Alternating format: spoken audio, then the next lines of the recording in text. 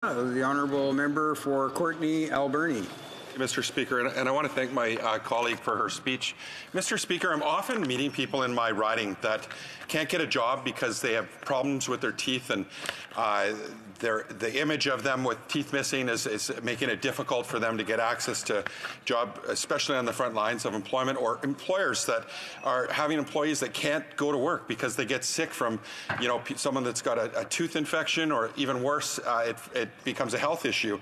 And we know that costs the GDP, hurts the Canadian economy, and it's something that we're deeply concerned about. The Liberals right now, we're learning about their middle-class tax cut, and all we're asking them to do is cap that middle-class tax cut at $90,000, and with that would save $1.6 billion to the Canadian taxpayer, which could be in turn used for a dental care plan that would help 1 in 5 Canadians that can't access dental care in their communities, Mr. Speaker.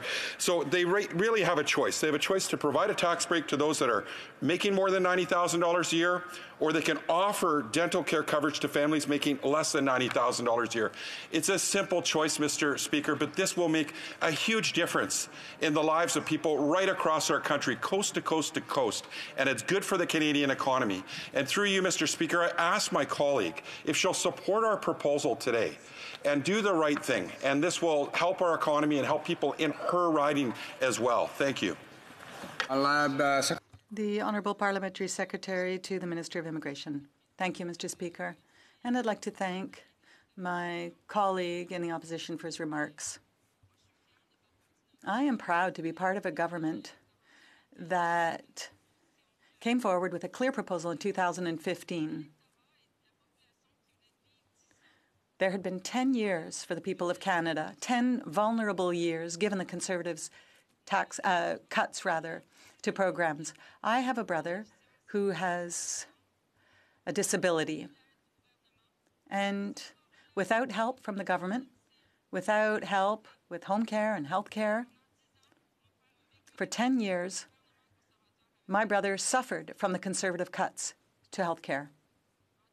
In 2015, we offered Canadians a choice to invest more in health care, more in home care, support seniors, support vulnerable individuals, enhance a Canada Child benefit to lift children out of poverty, because we are a progressive, ambitious government that believes we can have more from the wealthiest in order to provide more to the most vulnerable. Questions and comments?